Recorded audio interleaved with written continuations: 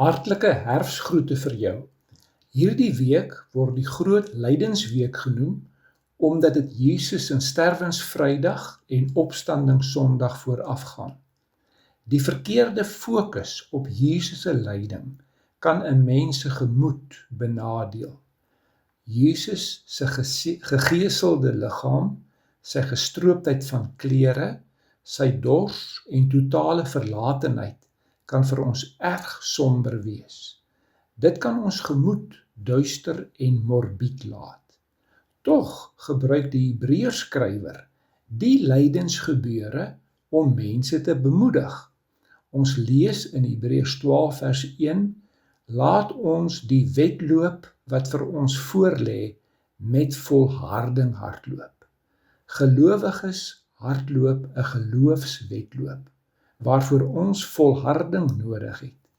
Ons leef in 'n harde wêreld wat ons volharding wil versmoor.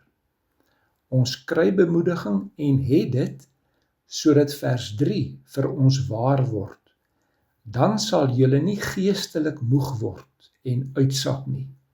Die gevaar van geestelik moeg word bestaan. Daarom word die Hebreërs en ons bemoedig met vers 2 se woorde, die oog gefestig op Jesus, die begin en volëinder van die geloof. Terwille van die vreugde wat vir hom in die vooruitsig was, het hy die kruis verduur, sonder om vir die skande daarvan terug te deins, en hy sit nou aan die regterkant van die troon van God. Sodra ons wedloop te uitputtend word, en sodat ons nie moeg word nie, moedig God se woord ons aan om ons oog te vestig op Jesus.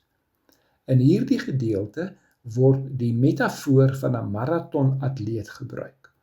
Destyds was die terrein waarop hy moes hardloop oor rante en deur laagtes. Dit was deur struike, oor klippe, op grasvelde en deur water.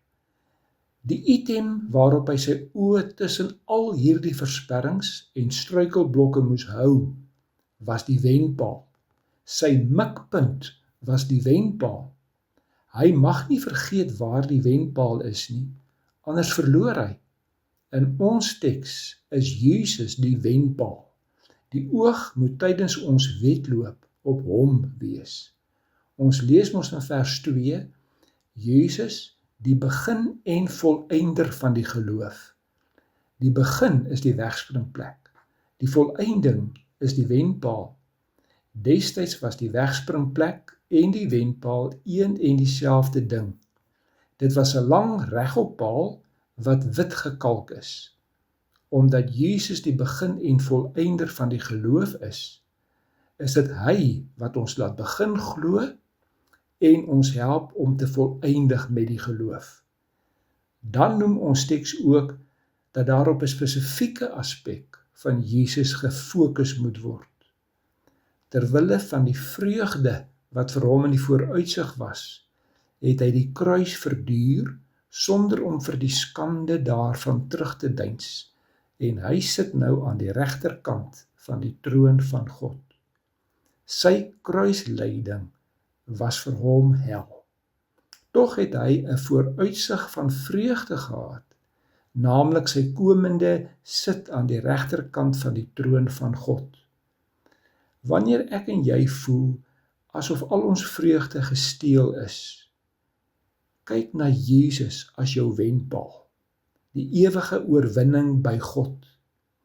Jesus het ook die kruis verduur, sonder om vir die skande daarvan terug te deins. Verswakte mense se hulpeloosheid maak hulle skaam. Ons ongeduld en ons norsheid word ons skande. Jesus het saam met sy skande ook ons skande verduur. Kom ons bid. Dankie Here, dat u lyding ons help om te besef dat ons 'n doelwit het, 'n wenpaal. Dankie Jesus, dat u vreugde vir ons altyd nader aan u wink. Amen.